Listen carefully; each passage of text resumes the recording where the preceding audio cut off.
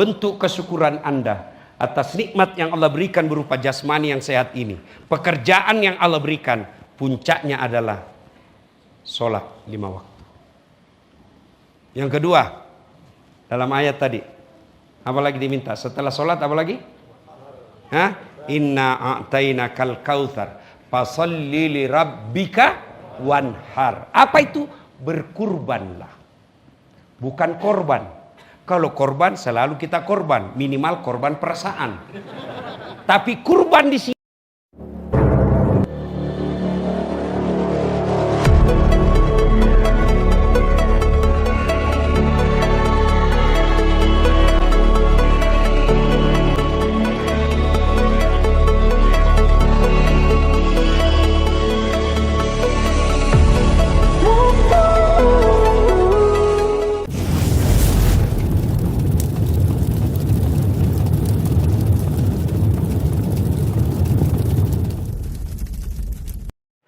alhamdulillah, setan yang ada di rumah berhasil kita kalahkan sehingga kita bisa hadir di tempat ini. Apakah setelah duduk di tempat ini setan menyerah? Tidak, digoda kok lagi setan supaya tidak dengar ceramah. Tidak usah dengar ceramah, pegang HP-mu, pegang HP-mu. Ya, begitu caranya setan. Foto Ustadz, foto Ustadz. Setan itu ya. Sudah dikasih tahu, masih juga dipegang HP-nya. Oke, ya, simpan dulu HP-nya. Bagaimana Bapak mau dengar ceramah kalau Bapak sibuk gini? Ya, simpan dulu. Ustadz, kita mau rekam. Kalau Bapak rekam, gambarnya tidak jelas, suaranya juga bising. Tapi saya mau dengar nanti Ustadz. Tuh ada kamera saya bawa. Saya bawa khas untuk tuan-tuan semua. Nah, itu. Tapi kau bawa pulang ke Makassar? Don't worry, nonton YouTube Tablik Akbar Freeport Indonesia. Belum ada ustadz yang bikin YouTube Freeport Indonesia. Nah ini malam ini kita bikin. Maka tolong simpan dulu HP-nya. Jagai perasaan saya bos. Oh, udah gampang saya bisa datang di sini Pak. Kemarin saya masih di Malaysia. Tiba hanya beberapa 3 jam barangkali di rumah. Jam 3 subuh ke sini lagi. Sampai di sini belum lama istirahat, dijemput lagi. Sudah siap orang Ustaz. Tunggu dulu bos, sekali sudah isya. Iya kan? Besok subuh, pagi subuh berangkat turun lagi ke gunung. Dibawa, enggak tahu apa namanya. Ya. Sudah itu terbang lagi ke Jakarta. Jadi begitu saya menghormati acara ini, meskipun saya lelah, saya datang. Jadi tolong balaslah penghargaan itu dengan simpan HP-nya. Bisa? Bisa? Bisa. Oke. Maka idan bismillahirrahmanirrahim. Innallaha wa malaikatahu yusalluna 'alan nabi. Ya ayyuhalladzina amanu sallu 'alaihi wa sallimu taslima. Sesungguhnya Allah dan para malaikatnya bersalawat kepada Rasulullah Muhammad sallallahu alaihi wasallam, maka wahai orang-orang yang beriman, bersalawatlah kalian kepada Rasulullah dengan sebaik-baik salawat. Sadaqallahul azim, maha benar Allah dengan segala firman-Nya. Bapak Ibu, saudara-saudara sekalian, teristimewa yang saya hormati, semua nama-nama orang yang disebut tadi oleh mewakili panitia. Semua yang disebut beliau, saya juga hormati. Karena kalau saya sebut lagi nanti salah-salah, waktu juga habis. Ibu bapak, saudara-saudara sekalian, poin pertama, ada yang mau saya kasih HP iPhone 16 1 tera. Mau? Coba mana angkat tangan? Mana HP ku tadi? Mana? Bapak. Tapi begitu bapak saya kasih, bapak langsung tuli. Mau? Kira-kira mau? Mau Pak? Oke. Poin pertama. Ya, berarti yang mahal bos bukan iPhone. Yang mahal bukan jaringan. Yang mahal bukan seluler. Apa yang mahal? Telinga. Dan saya yakin Anda diterima di perusahaan ini karena telingamu normal. Iya. Dan hebatnya lagi nih telinga, tempatnya proporsional. Pernah enggak Bapak bayangkan bagaimana seandainya telinga satu dibawa ketek?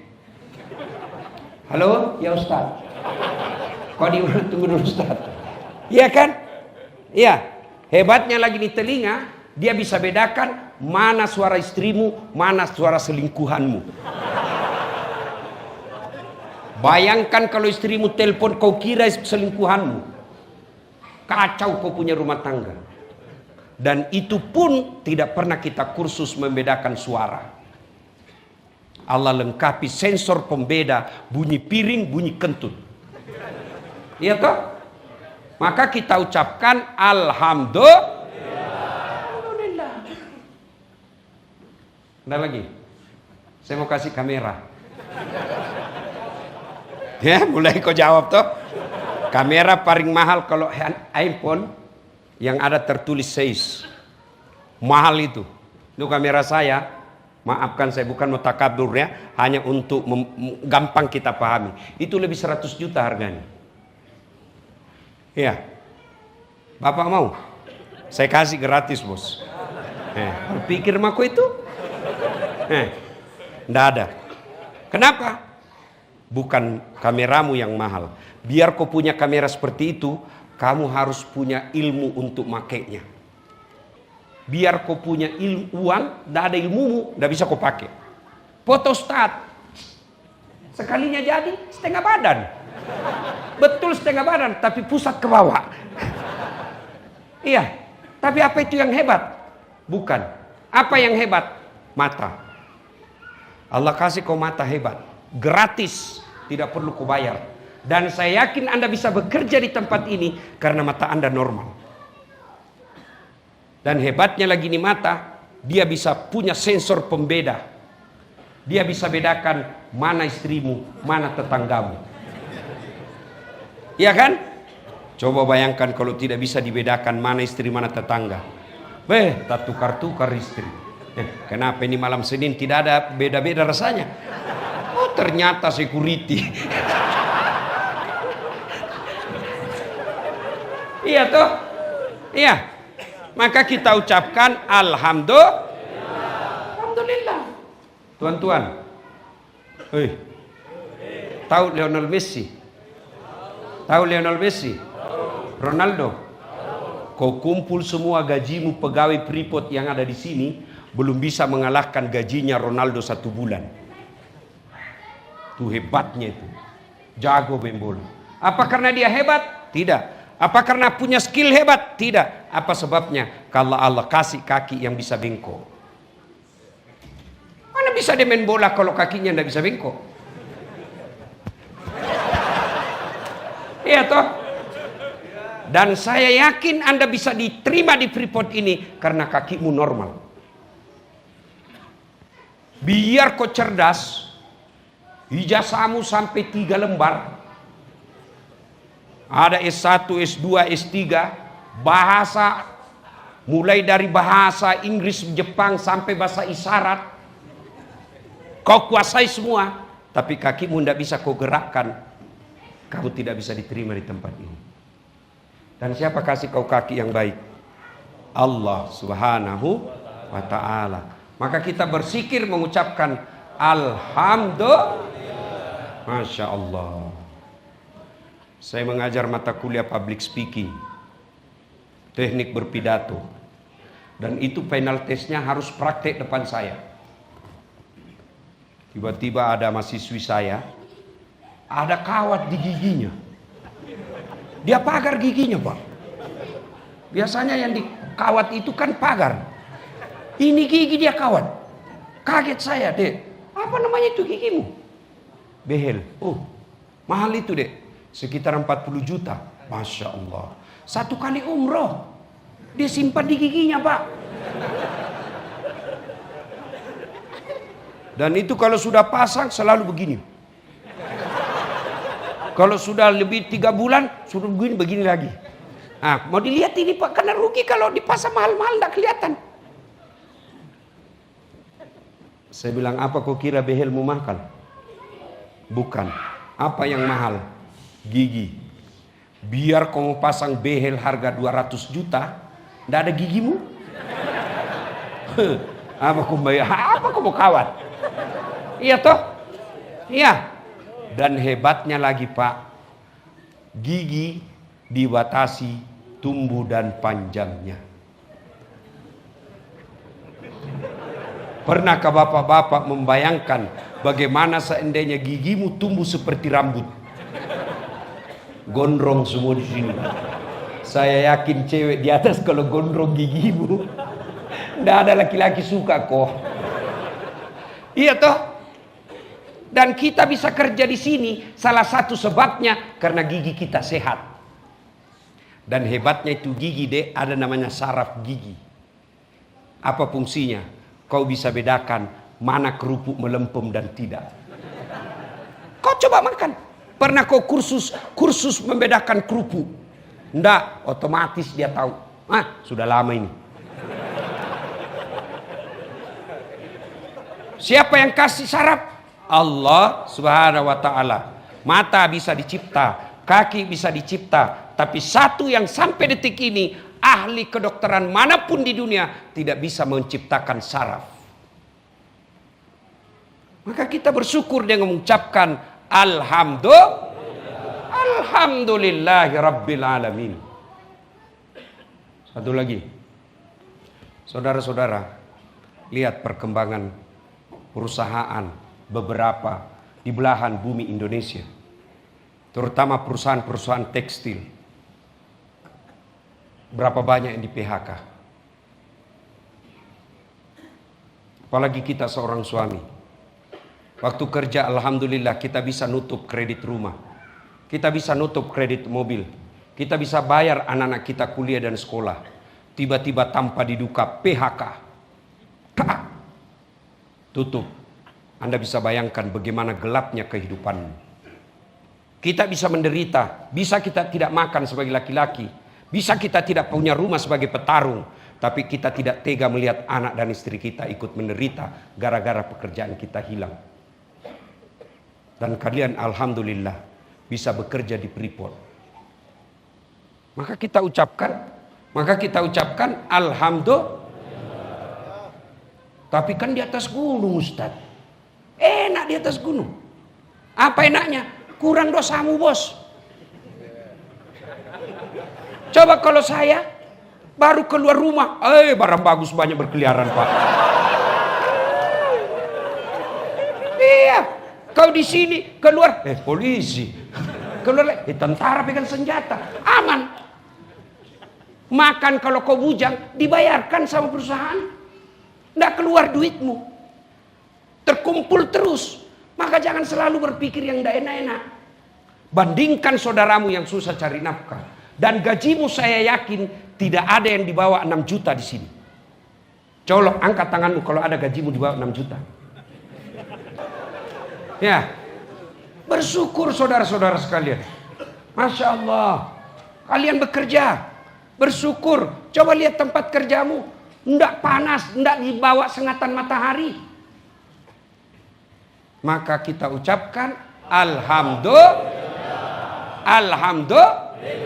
Masya Allah. Nah, bagaimana cara bersyukur? Itu tadi surat yang sangat pendek. Inna a'tainakal kautsar.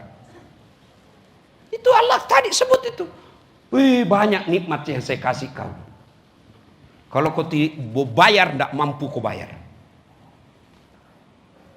Adik-adikku sekalian, ya, yang selalu mengeluh dengan pekerjaanmu. Kau dengar baik-baik. Kau mau cepat kaya? Mau? Jual jantungmu. Oh, di Hong Kong jantung bisa dihargai 5 miliar uang Indonesia. Jual itu. Tambah ginjalmu. 2 miliar satu ginjal, 2 di dalam, 9 miliar sudah itu. Mata, kaki, maka wajar ketika dikatakan kau tidak bisa membayar nikmatnya Allah. Kau bilang kau rajin beribadah, ibadahmu bagus. Kisah Radiatul Adawiyah pernah menceritakan, ini kisah berhikmah namanya. Yang kita ambil jangan proses ceritanya, tapi hikmahnya yang kita ambil. Ada orang ibadahnya 300 tahun. Apa kerjanya selama hidup? Ibadah, makan, tidur, ibadah. Itu aja. 300 tahun. Ketika dia wafat, dengar suara firman Allah, dia kata, Allah masuk ke surga karena ridaku. Tamano surga nasabak pamaseku, tamako masuk ke surga karena ridaku. Ini orang 300 tahun komplain. Tunggu dulu Tuhan. Saya tidak mau masuk surga karena ridamu, karena saya punya hak ibadahku 300 tahun. Kata Allah, oh, kau berhitung-hitung rupanya. Baiklah, Jibril, ambil kalkulator. Jangan curah kau cari kalkulator. Maksudnya ini supaya gampang kau mengerti. Nah, hitung amalnya. Hitung amalnya 300 tahun, bandingkan dengan nikmatku. Ambil satu biji matanya. Timbang biji matanya sebelah kanan, 300 tahun ibadahnya sebelah kiri. Timbang punya timbang, subhanallah, maha suci Allah. Mana yang lebih berat? Matanya sebelah kanan. Kata Allah, itu baru mata kananmu itu. Kau kira kau bisa beribadah kalau sakit terus matamu? Kau kira kau beribadah kalau kentut-kentut kau? Baru mau tawaf, lebih kau, tidak bisa bos. Dia ketawa, saya sedusi. Kau kira saya stand up? Iya. Maka Allah katakan, kau tidak bisa bayar. Fabi ayyi ala'i rabbikuma tukadziban. Banyak saya kasih kau nikmat. Karena banyak dikasih nikmat, maka pertama ucapkan hamdalah. Supaya berbekas itu ucapanmu, jangan kau terlalu buru-buru bos. Ucapkan dengan tenang, lalu usap dadamu. Itu insya Allah ada bekasnya. Wih, kau naik pegolongan, alhamdulillah. Apa artinya itu? Wih, kau dapat promosi, alhamdulillah. Apa artinya itu? Coba kau dengar orang zikir kalau di masjid. Saya biasa juga bingung. Tak tahu apa dia bilang. Terlalu cepat, tidak jelas. Kayak makan pisang goreng panas. Apa itu bos? Udah jelas. Maka kalau bisa berbekas, alhamdulillahirabbil alamin. Dapat WhatsApp cewek tuh. Cintamu ku terima bang. Alhamdulillah. Tapi mohon maaf dek, saya punya istri. Ya, coba mulai besok Bapak praktekkan. Begitu bangun tidur selamat, selesai baca doa, lalu ucapkan alhamdulillah. Pasti berbekas di hati Pak. Yang kedua, menurut Quran tadi, sudah kau saya kasih nikmat. Yang kedua, ayo, fasolli. Maka bersolatlah. Kalau kau merasa bersyukur atas nikmat saya berikan kepadamu, solat. Kenapa? Karena solat adalah bentuk kesyukuranmu kepada Allah Subhanahu wa Ta'ala. Solat adalah puncak penghambaanmu kepada Allah Subhanahu wa Ta'ala. Saya engineer, saya dokter, saya PR, saya ustadz. Oke, kau semua apa saja, tapi kau hambaku, kau sujud di depanku. Saya wali kota, saya presiden, saya menteri, saya pengusaha, saya kontraktor. Kamu tetap hambaku, kau sujud di depanku. Kau husuk atau tidak, kau baik sholatmu atau tidak, lakukan soal husukmu, saya punya urusan. Sholat. Puncak keimanan kita, kesyukuran kita, penghambaan kita kepada Allah, itulah sholat. Dan Allah marah ketika kalian tidak sholat. Kenapa? Allah murka ketika kalian tidak sholat. Karena inilah ibadah sholat yang paling gampang kau lakukan. Allah tidak menuntutmu susah seperti haji. Harus ngantri bertahun-tahun.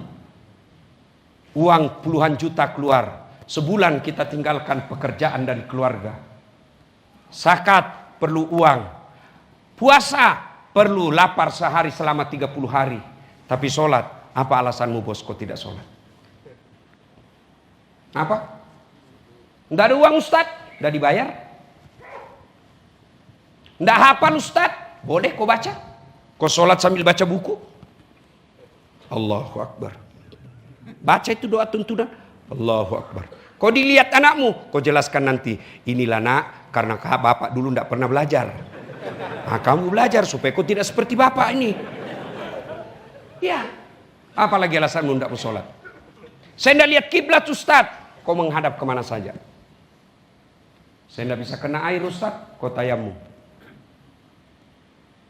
Beda haji bos. Ada uangmu, tidak sehat, tidak berangkat. Kau sehat, tidak ada uangmu, tidak berangkat. Sehat, ada uang, tidak ada porsi, tidak berangkat. Ada porsi, tiba-tiba ilegal, tidak berangkat. Tapi sholat, ayo. Tidak ada alasan. Biar ada uang, ada waktu, sehat, tapi harus ke Mekah. Tidak boleh kau haji kalau tidak di Mekah. Tapi sholat, boleh tidak sholat di Timika? Boleh tidak sholat di Sorong? Boleh tidak sholat di Bali? Boleh sholat di New York? Boleh. Tapi haji, boleh tidak di New York? Tidak. Harus ke Mekah. Maka Allah marah ketika kau tidak sholat. Kenapa? Ini ibadah yang paling gampang. Dan itu bentuk kasih sayang saya kepadamu, kepada Allah. Saya sayang kamu, maka saya suruh kau sholat. Mulai dari takbir, sudah kita puji Allah. Sampai ada doa 8 yang kamu minta kepada Allah ketika kau sholat. Rabbi gfirli, warhamni, wajburni, warfa'ni, warsukni, wahdini, wa'afini, wa'fu anni. Itu dalam sholat kau minta. Apa alasanmu kau tidak sholat? Maka kalau kau merasa bersyukur, perbaiki sholatmu bos. Kau bohong kalau kau bilang alhamdulillah atas nikmat Allah, tapi kau tidak sholat, marah Tuhan, kau pembohong. Kalau kau bersyukur, kau datang sujud di hadapanku. Tuan-tuan, harga dirimu dalam tubuh kepala. Bercanda, dorong pantatku, saya masih ketawa. Dorong perutku, saya masih senyum. Tapi coba dorong kepalaku. Kurang ajar kau. Kenapa? Harga diri bos. Apa yang hina di dalam diri kita? Kaki. Kau kasih saya uang pakai kaki. Beda saat. Honormu. Oh, saya bilang saya biar miskin, jangan kau hina saya tikam kau. Kenapa? Harga diri bos. Tapi ketika kau di hadapan Allah, kamu semulia-muliamu di dunia, kamu mau presiden, mau apapun, kamu hina di hadapanku. Sundukkan kepalamu. Sehina kakimu. Kenapa? Kamu hamba, saya Tuhanmu. Maka orang yang tidak sujud di hadapan Allah, dialah bentuk pembangkangan paling besar kepada Allah. Salat. Coba lihat. Solat juga adalah puncak penghambaan kepada Allah. Maknanya, karena dalam solat kau tidak boleh lakukan apa-apa kecuali kau sembah Allah. Haji, boleh kau sambil nyanyi bos. Tawaf, labbaik Allahumma labbaik, labbaik la syarika laka labbaik. Boleh. Ayo. Bayar zakat, boleh kau sambil nyanyi. Insaflah wahai ini ustaz zakatku. Usia bila diri. Ustaz ini. Boleh. Tapi sholat boleh ku nyanyi? Allahu Akbar. Begadang jangan begadang. Batal. Kenapa? Tidak boleh ada kegiatan lain kecuali kau menghamba. Sholat boleh sambil dagang? Tidak boleh. Allahu Akbar kabira. Bang, berapa bensin? Sebentar ya. Tidak bisa. Kenapa? Kau lagi menghamba kepada Allah. Ayo. Ada yang malas sholat di sini. Kau bilang apa alasanmu? Apa? Apa? Sebagai tentara polisi, lagi tugas keamanan, tidak boleh tinggalkan pos. Tiba waktu sholat duhur, sudah mau habis, mau masuk asar, silakan kau sholat. Namanya sholat khauf. Sholat dalam keadaan perang. Gimana caranya Ustaz? Misal berdua tugas. Ya, di depan selesaikan dulu 1 rakaat. Yang di belakang dia pegang senjatanya. 1 rakaat selesai, yang di depan dia lagi yang pegang senjatanya. Yang di belakang selesaikan 1 rakaat. Yang depan tunggu selesai 1 rakaat di belakang sambil dia pegang senjatanya. Namanya sholat khauf. Boleh, boleh. Apa lagi? Ayo. Saya tidak akan bisa kena air, tayamum.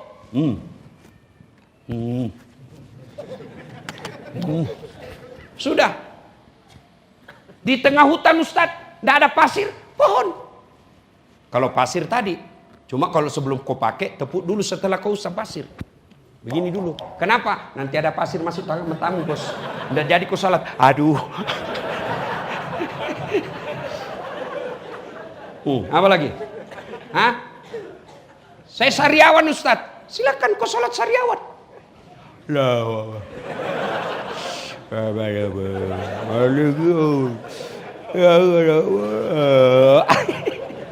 Allah tahu kalau lagi sholat, kalau lagi sariawan. Apa lagi? Apa? Tidak ada bos. Ayo. Oh dia tidak sholat Ustaz.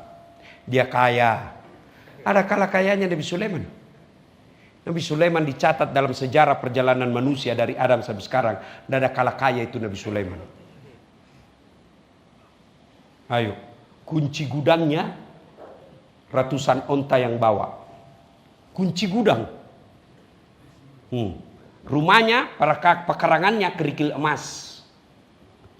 Kita orang Bugis paling giginya dikasih emas. Ayo, apa? Kau gagah, kau kalah gagahnya Nabi Yusuf. Itu Nabi Yusuf disuruh jalan depan ibu-ibu. Ibu-ibu terpesona tanpa dia sadar diiris tangannya karena terpesona wajahnya Nabi Yusuf. Kamu jangankan iris tangan, bau ketek saja kau bisa raw kalau dia lewat. Gagak bau ketek. Ya. Hebatnya itu. Yusuf cakap tetap beribadah. Saya sakit Ustaz. Ada kala sakitnya Nabi Ayub. Ayub alaihissalam, biniknya berkata, kau doa lah bang, kau kan Nabi. Saya malu berdoa kepada Allah. Nikmatku, sehatku jauh lebih banyak daripada sakitku. Ayo. Tidak ada alasan bagi kita tidak sholat. Kecuali 1, hilang ingatan. Kalau bapak merasa gila, boleh. Kenapa tidak sholat? Gila Ustaz. Boleh. Boleh. 2, boleh tidak sholat? Belum balik. Kalau ada di sini adik-adik belum pernah merasa mimpi basah, boleh kau tidak sholat. Kenapa? Belum balik. Gimana caranya belum balik? SMP aja kau sudah kreatif sendiri. Ayo, apa lagi? 3, kau boleh tidak sholat dalam tekanan. Tiba-tiba datang Belanda, Porlander, hop perdomes. Ini anak ini Belanda. Ini pitung hana halvet. Kau sholat, saya pecahkan kepalamu. Senjata di kepala. Boleh, Anda dalam keadaan terpaksa. Ada begitu di sini. Kalau kau sholat, saya kasih keluar kau dari Freeport. Enggak.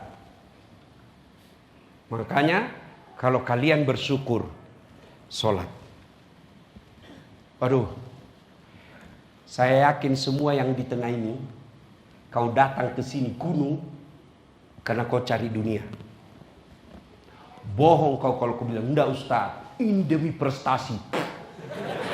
Kau pasti gara-gara itu doa tadi. Doakan kami dalam mencari nafkah.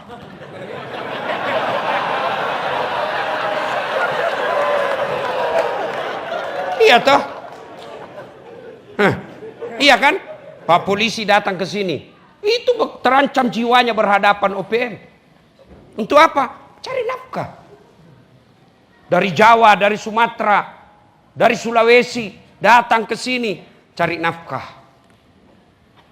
Dia tinggalkan berkilo-kilometer, ribuan kilometer, datang ke sini cari nafkah. Apa itu nafkah? Kehidupan dunia. Tapi saudaraku percaya, tidak mungkin dunia dalam genggamanmu kalau yang punya dunia kau tinggalkan. Nah, jangan heran, duitmu banyak tapi gersang jiwamu. Duitmu banyak tapi istrimu suka ngomel. Duitmu banyak tapi istrimu kalah-kalah Satpol PP. Baru datang langsung mana HPmu. Kau ketawa karena kau semua alami.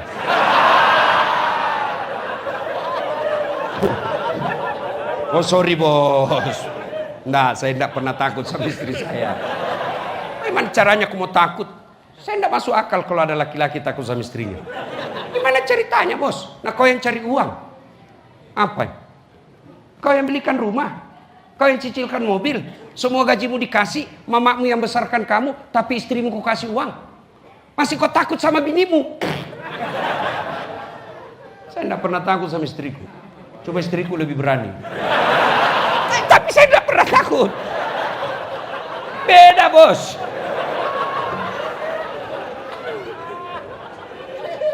Nah, maka sholat saudara-saudara sekalian.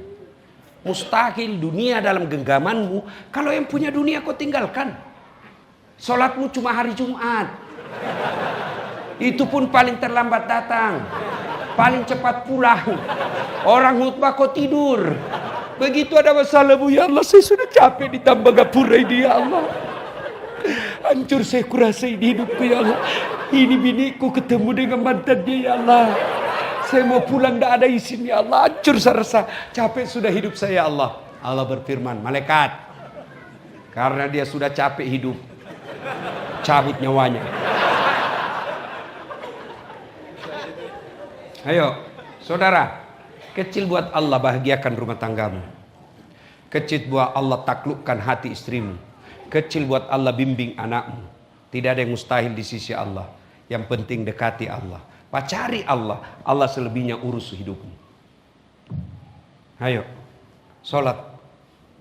Itulah tadi makna dari surah yang pendek itu. Kenapa pendek Ustaz? Allah ingin seolah-olah memberikan pesan. Hidupmu pendek. Maka bersyukur pelihara sholatmu. Kenapa Ustaz? Anda tahu, satu kali tinggalkan sholat, itu hukumannya 1 hari di neraka. Buka surah Al-Hajj 47. 1 kali kau tidak sholat subuh tadi, 1 hari kau di neraka bos. Berapa 1 hari? 1000 tahun dunia. Ayo, 1000 tahun Pak. 5 kali sore semalam, 5 kali kau tidak sholat, 5000 tahun kau disiksa di neraka. Jangan anggap penting itu sholat. Saya maksiat Ustaz. Ya dosamu lain, sholatmu lain. Wala talbisul haqqa bil batil. Allah tidak campurkan antara yang hak dan yang batil. Dosamu catat sebelah kiri. Sholatmu catat sebelah kanan. Saya masih judi Ustaz. Kau judi tidak sholat 2-0. Mana berdiri dosamu. Kalau kau sholat judi 1 sama. Pahamkan baik-baik ini deh, pahamkan kau baik-baik. Dengar baik-baik. Orang masuk surga bukan karena tidak ada dosa. Kalau orang masuk surga karena tidak ada dosa, tidak ada isinya surga. Mana ada orang tidak ada dosanya? Cari di dunia yang tidak ada dosanya. Ini yang bicara. Banyak juga dosaku Pak. Dosa apa? Itu yang barang bagus itu. Saya pergi jogging, la haula wala quwata illa billah. Saya tinggal bilang, ya Allah maafkan saya. Saya sudah menyerah, tapi dia menyerang. Iya kan? Kita sudah menyerah itu kalau jalan begini, tapi dia sebelah kanan ketek, sebelah kiri dada, di depan pantat, di belakang paha. La haula wala quwata illa billah. Ya Allah maafkan hambamu yang daif ini. Mana ada dosa? Nabi Adam aja dosa. Makan buah huldi. Nabi Ibrahim aja dosa. Bohong ketika dia dilir Raja Namrud. Nabi Nuh juga dosa. Gagal didik anaknya. Nabi Lut juga dosa. Gagal bidik istrinya. Nabi Yunus juga dosa. Dia tinggalkan medan dakwah sangka buruk. Coba. Itu Nabi bos. Apalagi kau pegawai Freeport. Apa? Maka Dosa, amal ditimbang. Sholat ditimbang, dosa ditimbang. Oh banyak amalku Ustaz. Tidak ada sholatmu, tidak ada gunanya. Sholat itu password. Sholat itu PIN kalau ATM. Saya kasih lagi ilustrasi sederhana. Sampai kalau mudah-mudahan Bapak pernah tengok ceramah saya yang sama iya itu yang ada bunga-bunga di sini. Ya. Samping itu saya tambahkan lagi logika gampang. Anda pergi nabung suatu bank. Ada CCTV. Dilihat itu, sertor yang terima uangmu, teman kerjamu, tiap hari kau makan siang bareng dia. Terima duit, pegawai bank, 10 juta. Oke? Beberapa hari kemudian kamu datang ambil duitmu. Apa kau cuma bilang, duitku 10 juta, mana? Apa kata kawanmu yang kasir? Mana buku rekening? Ya toh? Jawab dulu, iya. Bisa enggak langsung Bapak bilang saja, mana uangku 10 juta? Dia bilang, enggak ada. Enggak, dia tahu, ini tahu orang bahwa ada uangnya 10 juta. Dia tahu, karena itu temanmu. Ada pula CCTV yang bisa dibuka. Tapi apa boleh semerta-merta kita ambil? Tidak. Apa syaratnya? Mana buku banknya? Tidak ada. Kalau begitu minimal ATM-nya mana? Tidak ada, hilang. Oh begini Pak, Bapak boleh ambil, tapi urus dulu keterangan hilang di kantor polisi. Baru sudah urus keterangan hilang, baru dilihat, dibikinkan dan dicari, dibikinkan rekening baru. Atau rekeningnya diaktifkan, baru dikasih. Ya toh? Begitu juga orang yang tidak sholat, banyak tabungannya. Puasa 30 hari, sedekah, bangun masjid, silaturahmi, nolong temannya. Banyak itu semua rekening. Bapak mau ambil? Mana? Mana? Buku itu. Apa itu? Sholat 5 waktu. Tidak ada sholat 5 waktu. Kok bisa? Tidak ada. Hilang. Oh kalau begitu kau tuh pergi urus dulu keterangan hilang di neraka. Urus dulu keterangan hilangmu di neraka. Nanti selesai di sana baru kau datang. Maka sholat.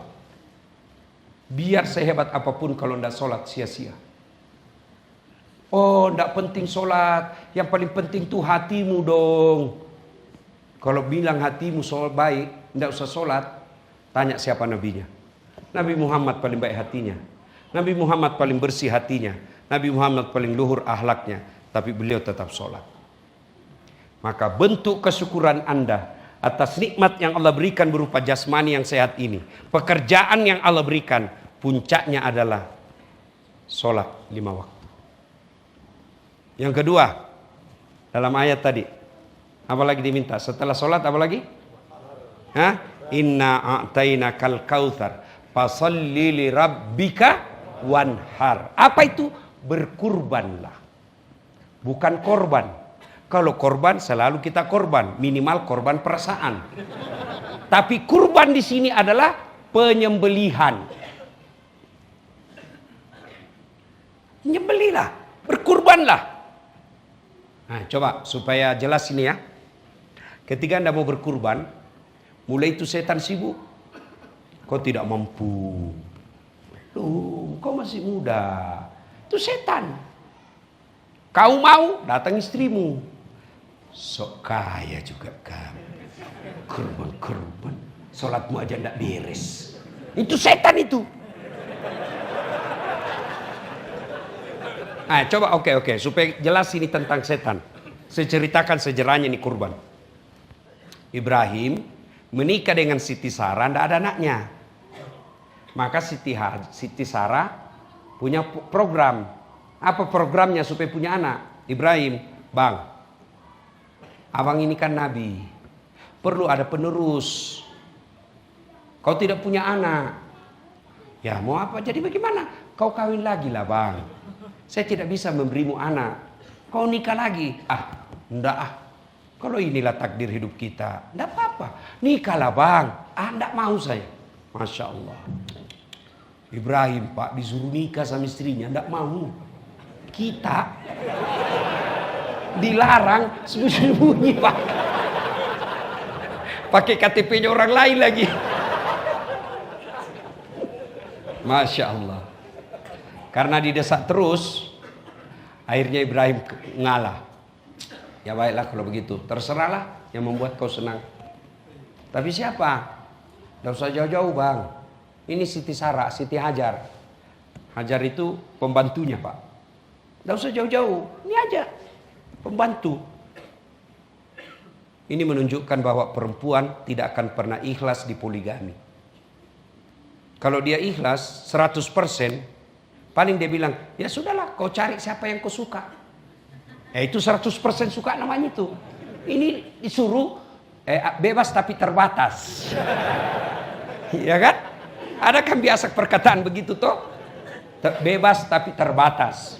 Batasnya apa? Pembantu. Nikah. Sudah menikah, alhamdulillah hamil Siti Hajar. Selang beberapa saat hamil pula Siti Sarah. Jadi tolong ibu-ibu dengar baik-baik. Kalau sudah menikah 5, 7, 10 tahun belum punya anak, sampai detik ini, coba pinjam ilmunya Siti Sarah. Kau suruhlah suamimu nikah lagi. Dan bapak-bapak juga jangan langsung merdeka. Acting dulu. Enggak.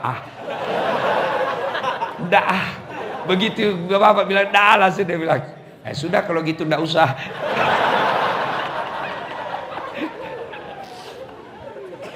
Sudah, lahirlah anak dari Ibrahim dengan istrinya Siti Hajar, namanya Ismail alaihi salam. Inilah keturunan kita orang Islam. Ibrahim alaihissalam dengan istrinya Siti Sarah, lahir pula anaknya namanya Ishak alaihissalam. Inilah keturunannya Bani Yahudi.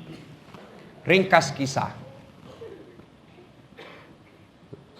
8 Zulhijjah. Tidur Ibrahim. Mimpi. Apa mimpinya?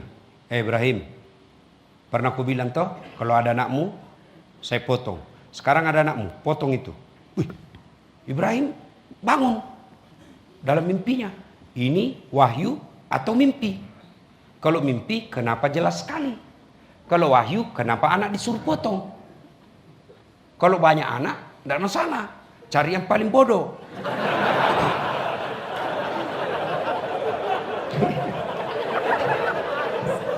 Ya kan? Sudah.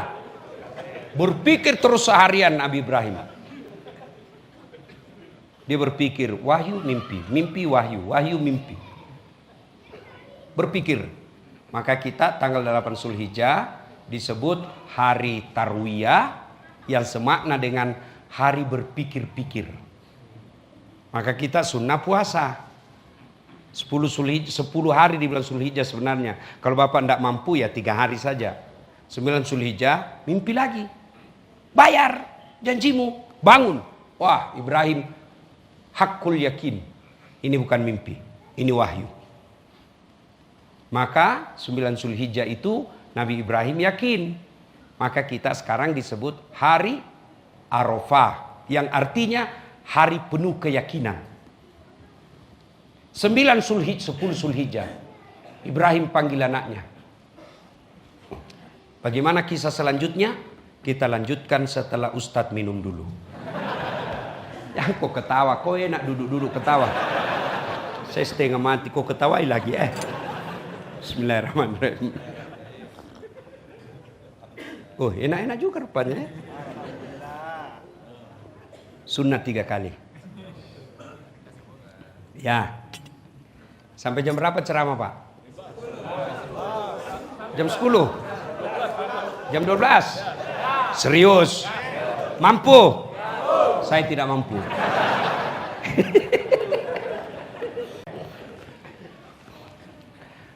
Dia panggil anaknya tanggal 10 Zulhijjah. Mail. Ismail. Sini dulu. Sini dulu. Nak, sini dulu. Tong, sini tong. Kenapa Pak? Ada kepikiran saya ini nak. Tapi saya tidak enak ngomong sama kamu. Ngomong aja Pak, apa? Gini nak. Saya mimpi diperintah Allah untuk sembelih kamu. Allah berfirman menyuruh saya untuk menyembelih kamu. Menurutmu bagaimana? Masya Allah. Bapak-bapak, anaknya bapak yang SMP aja ngomong seperti ini. Coba bapak aja. Sini kau dulu nak. Saya disuruh sembelih kamu nak. Apa kira-kira jawabannya? Kenapa saya Pak? Nenekku aja yang sudah tua. Itu nenekku kan sudah mau pikun-pikun. Dia aja duluan kita potong. Ini jawaban orang cerdas. Bukan orang soleh. Apa jawaban Ismail? Pak, kalau ini perintah Allah, laksanakan. Jangan kau ragu. Insya Allah Bapak dapati saya sebagai anak yang soleh. Beli nak? Ya. Cuma Pak, sebelum dieksekusi, saya punya beberapa permintaan. Apa itu nak? Satu, tolong Bapak kalau nanti potong saya, tutup matanya. Gini, kenapa? Saya yakin kalau Bapak lihat saya, pasti Bapak tidak tega. Dua, tolong Bapak pakai pisau yang sangat tajam. Kenapa? Supaya saya tidak lama menderita. Dengar yang petugas kurban, pakai pisau yang sangat tajam, satu iris sak, supaya binatang tidak lama sakit. Dan cara menyembelihnya itu Pak, ada tekniknya supaya cepat. Bukan di tengahnya, bukan di bawah, tapi dekat dari ujung ke di sini kira-kira. Coba Bapak amalkan itu, praktekkan di ayam. Kalau Bapak sembelih di sininya, itu dia lari dulu tuh. Tapi coba dia di sininya, langsung terkapar. Pakai pisau yang sangat tajam. Yang ketiga, apa nak? Tolong nanti ikat kaki dan tanganku supaya saya tidak meronta-ronta kesakitan. Yang keempat, bajuku jangan kena darah supaya ibuku tidak tahu, tidak lihat. Yang kelima, tolong nanti kalau sudah disembelih dan saya sudah wafat, jangan ada anak lewat depan rumah seumuranku supaya ibuku tidak mengingat dan mencariku. Baik, bawalah jalan. Kata Ibrahim kepada istrinya, sayangku, ya yang, tentu dalam kitab tidak ada ini. Kan? Kenapa bang? Tolong komandi anakmu baik-baik, kasih baju baru, rapikan rambutnya, kalau ada parfum kasihlah parfum sebagian. Untuk apa bang? Saya mau bawa jalan-jalan. Baik bang, sudah. Ismail jalan, sudah pakai baju baru, jalanlah dia. Mau ke tempat eksekusi yang sekarang kita kenal dengan nama Mina. Ya kan? Pergilah. Begitu jalan, si ibu ini setan. Waduh, mau betul dia potong anaknya ini. Bahaya kalau begini. Tidak ada teman kita di neraka nanti. Jadi tugasnya itu setan di dunia Pak, mengalihkan perhatian Bapak supaya Bapak tidak masuk surga.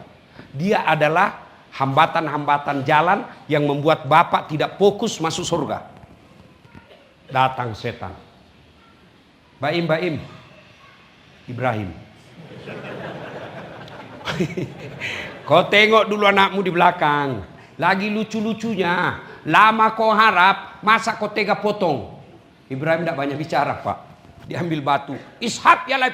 Pep, setan, pergi kau. Kena kepalanya Pak. Sampai di pos 40, balik lagi. Cek, apa namanya tadi yang saya lewati singgah-singgah? Checkpoint. Sampai checkpoint 40, balik lagi. Ya, saya lihat tadi banyak yang singgah kencing berdiri. Ya. Dan tidak pakai air Pak. Dan saya yakin ini boleh kata 80% pasti tidak sholat. Kenapa? Najis.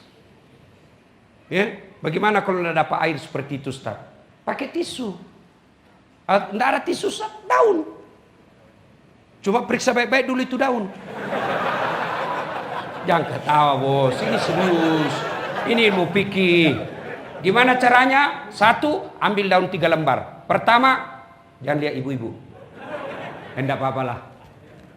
Ambil daun pertama, gosok ke bawah. 2, ambil lagi. Daun kedua, gosok ke atas. Ambil daun ketiga, gosok lagi ke bawah. Bersih. Ketemu air, tetap harus. Kalau tidak ada air masuk waktu sholat, tayamum. Sudah boleh. Cuma cara gosoknya begini. Jangan kok begini. Tambah kotor. Ya. Nah sudah lanjut. Gak. Kenapa ibu-ibu yang ketawa? Nah sudah. Gagal gini goda suaminya, dia datang ke istrinya. Jar. Apa? Kau tahu mau dibawa kemana anakmu? Ya mau dibawa jalan-jalan sama bapaknya. Bodoh, kena tipu tuh hoax. Maksudnya apa? Dia mau potong anaknya. Sembarang kau bilang kau. Mana ada orang tuh mau potong anaknya? Katanya perintah Tuhannya. Apa? Perintah Tuhannya. Jangankan anakku, saya pun siap dipotong kalau itu perintah Tuhan. Jangan banyak bicara. Pak! Tembak. Kak! Kena kepalanya. Sampai dicek poin. 60 balik lagi. Anaknya lagi digoda. Nah ini. Kau tahu mau dibawa kemana? Masih mau bicara langsung dilempar pak. Jangan banyak bicara. Ishab ya ledek. Tadi kena kepalanya, sekarang mata kanannya kena. Makanya sebagian ulama mengatakan setan itu salah satu ciri-cirinya picor. Tahu kan picor? Itu yang rusak matanya, itu kena batu. Itulah 3 setan. Ibrahim lempar, Hajar lempar, Ismail lempar. Itulah kemudian yang diabadikan dalam ritual pelaksanaan ibadah haji, melempar 3 jumroh. Jumroh Aqabah justru ula. Aqabah jumlah Usta, Ula dan Aqabah. Setan besar, kecil dan menengah. Ada ini wallahu alam benar atau tidak. Jemaah haji dari Indonesia. Dia lihat sudah, ini sudah setan yang selama ini goda saya. Ini setengah ini sudah menyesatkan saya, dia lempar. Bismillah, Allahu Akbar.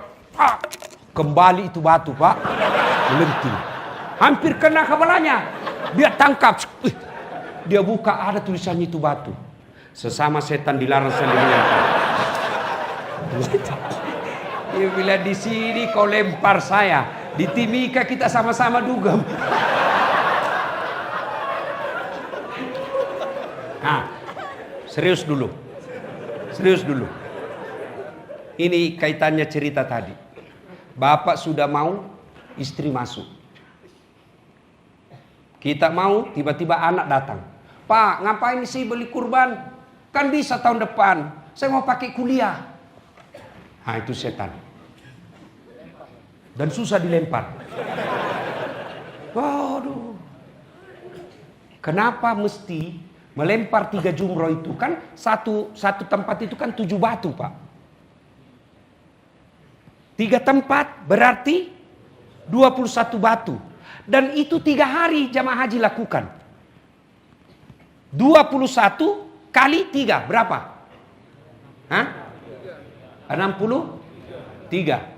63 kali. Kenapa mesti ulang-ulang 3 hari? Kenapa tidak bismillahirrahmanirrahim Allahu Akbar 63 kali hancur? Kenapa? Pesan dari Allah, melawan setan perlu napas panjang. Kau gagal dia goda, dia datang ke istrimu.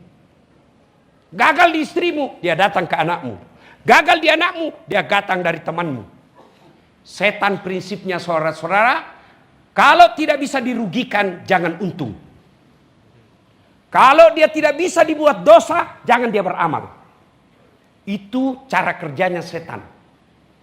Maka ketika sudah dengar ceramah ini, setan ketika kau keluar, kau dalam hati sekarang, besok saya mau beli kambing. Minimal kambing. Begitu kau keluar, mulai datang. Kau lihat itu monitor HP-mu. Kau lihat itu sudah ada pecah-pecah itu. Masa insinyur HP-nya seperti itu? Temanmu aja ndak seperti. Oh, dalam hati bener juga ini ya. Ndak jadi beli kambing, dia beli HP. Itu setan. Maka kalau Anda bersyukur, kurban saudaraku. Saya tidak mampu, HP-mu aja berapa kali ganti. Saya tidak mampu, mobilmu ada. Sekarang kau boleh akali dirimu kata tidak mampu. Tapi percaya kau saudara-saudara, di padang mahsyar kelak ketika pengadilan akan bertanya, kenapa kau tidak kurban? Kau tidak akan bisa membantah pernyataan para malaikat dan Allah. Ketika kau dibuktikan, saya berikan kau kemampuan, hanya niatmu yang tidak kuat. Kurban. Nah, bentuk kesyukuran kita itulah berkurban. Setelah itu, saudara-saudara sekalian, makna dari kurban itu, karena tema kita adalah bermakna. Ya kan? Apa maknanya kurban? Dagingnya, darahnya tidak sampai kepada Allah. Apa yang sampai?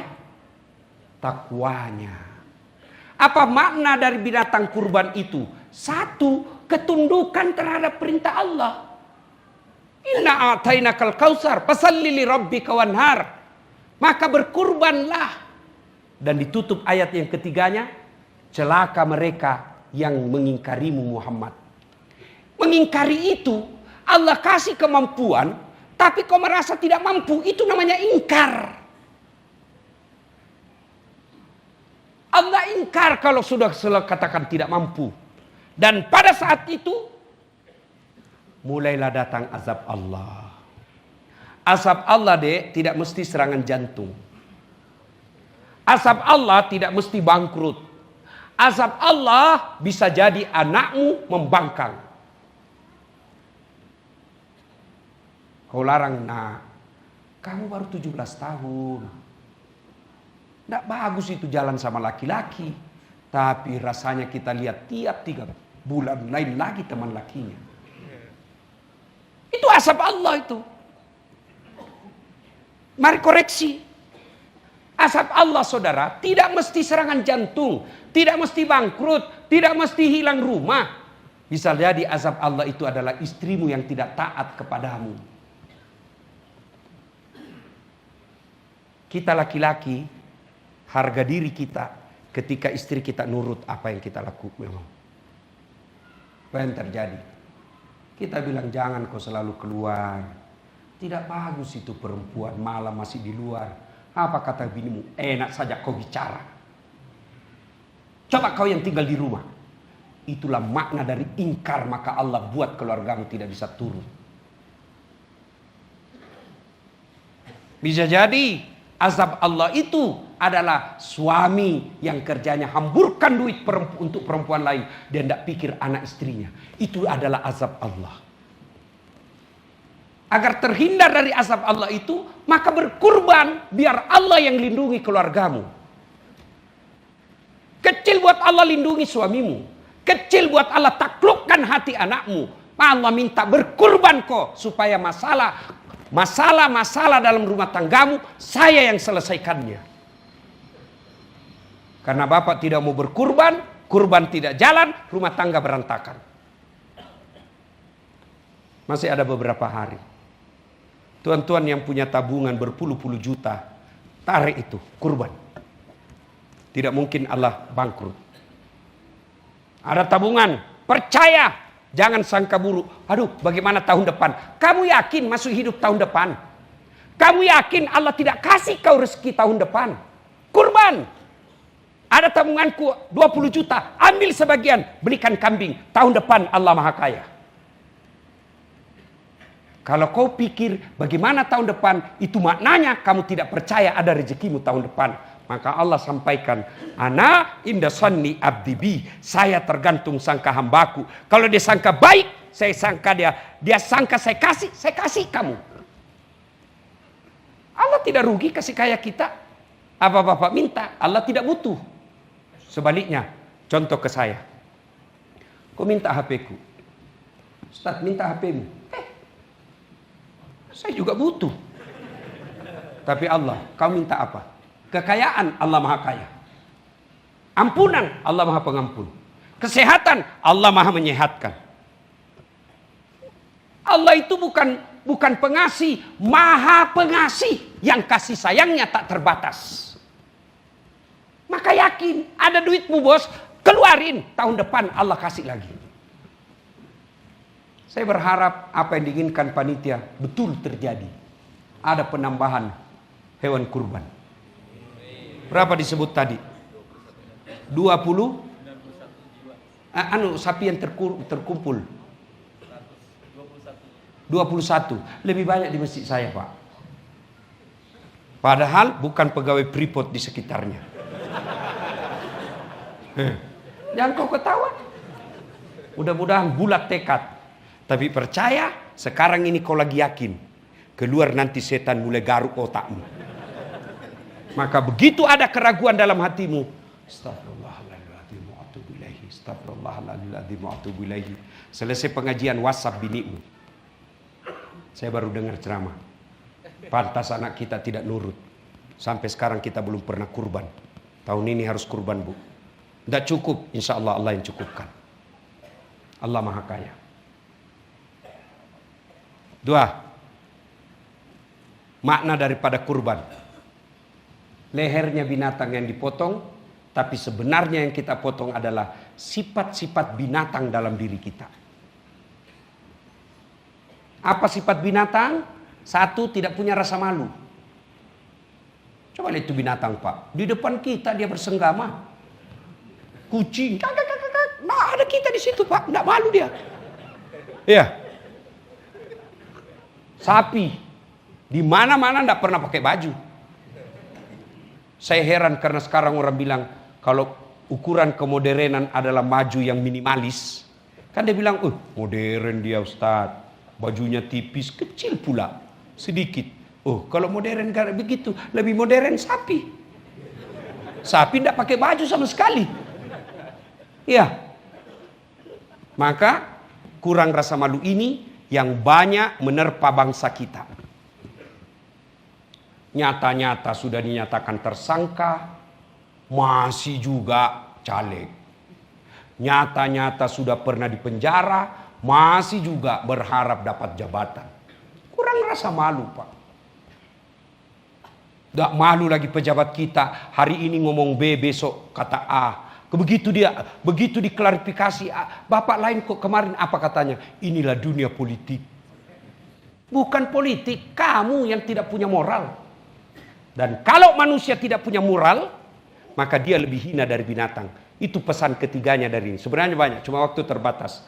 Makna ketiga daripada penyembelihan kurban, kalau kau tidak punya rasa malu, serakah, kalian lebih hina dari binatang. Mana buktinya? Kambing. Kalau dia ganggu temannya, jual. Sampai di pasar tidak ada yang beli, bawa balik rumah, potong. Satu kawasan bisa menikmati kambing. Dagingnya jadi sate, tulangnya jadi kondro, daging lemaknya coto, ekornya sop buntut, pipinya sop pipi, lidahnya sop lidah, otaknya bagian dari coto, tanduknya perhiasan, kulitnya perhiasan, semua dipakai. Kambing nakal, jual. Tidak ada yang beli, potong. Kalau manusia tidak punya rasa malu, tukang gosip, tukang fitnah, tidak sholat, serakah, ngambil suka barangnya orang, kau mau apain? Siapa mau makan?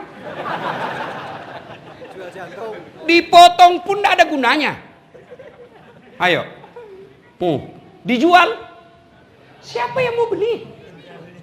Itulah makna dari ayat Al-Quran mengatakan manusia lebih hina dari binatang. Maka panitia datang jauh-jauh mendatangkan Das Atlatif agar kita pegawai Freeport yang hadir di tempat ini tidak menjadi lebih hina dari binatang. Inilah tausiah kita, mudah-mudahan ada manfaat. Lebih dan kurangnya mohon dimaafkan. Usikum wa nafsi bitaqwallah, fastabiqul khairat. Assalamualaikum warahmatullahi wabarakatuh.